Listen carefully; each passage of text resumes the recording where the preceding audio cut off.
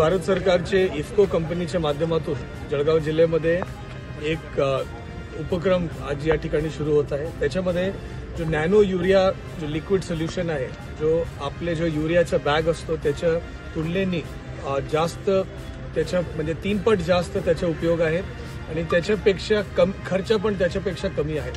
आपल्याला माहिती आहे की जळगाव जिल्हा जो आहे महाराष्ट्र राज्यामध्ये सर्वात जास्त युरिया आणि जो आपला फर्टिलायझर वापरणारे जिल्हा आहे। आपण या ठिकाणी शेतकरीला आपण या प्रकारच्या नॅनो युरियाचा वापर त्यांनी करावा याच्यासाठी आपण प्रोत्साहित करतोय।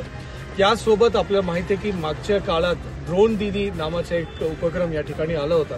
त्याच्यामध्ये इफ्को कंपनीने 12 महिलांना ड्रोन दीदी म्हणून प्रशिक्षण देऊन त्याला यासारखा ड्रोन्स उपलब्ध करून दिलं होतं। यासारखा ड्रोन्स लोक खरेदी करून म्हणजे एकरीमध्ये 300 रुपयाप्रमाणे ते त्याच्यामध्ये फवारणी पण करू शकतात।